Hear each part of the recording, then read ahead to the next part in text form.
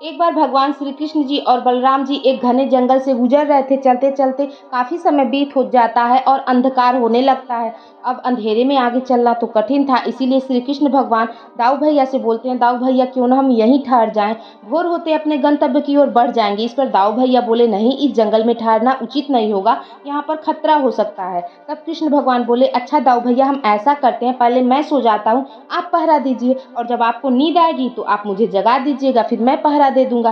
तब दाऊ भैया तैयार हो जाते हैं, बोलते हैं ठीक है। फिर कुछ समय बाद कृष्ण जी को गहरी नींद आ जाती है। तब बलराम जी को एक भयानक आकृति अंधेरे में दिखती है और वो आकृति उन्हीं की तरफ चीखते हुए आता है। बलराम जी देखते हैं ये तो एक बहुत भयानक राक्षस है, और राक्षस को देखकर बलराम जी बुरी तरह से डर जाते हैं। इस घटना का एक विचित्र असर होता है। भय के कारण बलराम जी का आकार छोटा होता चला जा रहा था और उस राक्षस का शरीर विशाल होता चला जा रहा था। अब राक्षस बलराम जी के धीरे धीरे और निकट आने लगता है। बलराम जी ये देखकर जोर से चीखते हैं, कृष्ण, और मूर्छित होकर गिर पड़ते हैं। दाऊ भैया की आवाज़ सुनकर कृष्ण भगवान ने सोचा, लगता है दाऊ भैया को नींद आ गई, इसीलिए सोने से पहले मुझे आवाज़ लगाई है। अब भगवान कृष्ण पहरा देने लगते हैं। फिर कुछ क्षण बाद वो राक्षस जोर से चीखते हुए कृष्ण भगवान के सामने आता है, लेकिन श्री कृष्ण भगवान जी तो जरा भी नहीं घबराते, बल्कि वो राक्षस से पूछते हैं, अरे तुम इतना क्यों चिल्ला रहे हो, तुम्हें क्या चाहिए? इस बार ये होता है कि कृष्ण भगवान के साहस के कारण राक्षस का आकार छोटा होने लगता है और श्री कृष्ण भगवान का आकार बड़ा होने लगता है। राक्षस को पहली बार कोई ऐसा मिला था जो उससे नहीं डर रहा था। अब घबराहट से राक्षस फिर से दोबारा चिल्लाता है। इस बार प्रभु नहीं डरते हैं फिर से, और उनका शरीर बहुत विशाल हो जाता है और राक्षस फिर एक आखिरी प्रयास करता है और अपनी पूरी ताकत लगाकर जोर से चीखता है। भगवान मुस्कुरा कर बोलते हैं, और फिर तुम चिल्ला रहे हो, बताओ ना तुम्हें क्या चाहिए?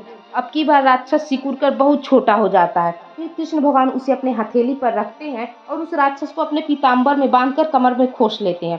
फिर कुछ देर बाद सुबह हो जाती है। श्री कृष्ण जी बलराम जी को उठाते हैं और आगे बढ़ जाते हैं। फिर बलराम जी को रास्ते में याद आता है, कहते हैं, अरे कृष्ण, तुम्हें पता है रास्ते में एक भयानक राक्षस हमें मारने आया था। तब श्री कृष्ण भगवान बोलते हैं, अरे भैया रुकिए रुकिए, और अपना पीताम्बर खोलते हैं, उस राक्षस को निकालते हैं और अपने दाऊ भैया को दिखा के पूछते हैं, क्या वो यही था? तो दाऊ भैया कहते हैं कि हाँ कृष्ण, ये राक्षस तो वही था।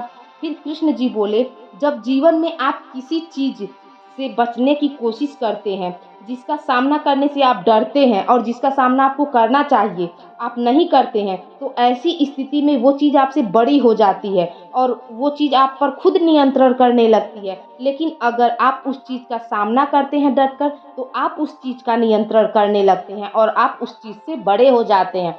ठीक इसी प्रकार परिस्थितियों से हमें कभी नहीं हारना चाहिए, बल्कि उसका जमकर सामना करना चाहिए, क्योंकि तेजस्वी सूर्य को अपने उदय काल के दौरान अंधेरों से लड़कर उसे भगाना होता है, तभी तो वह प्रखर होकर चारों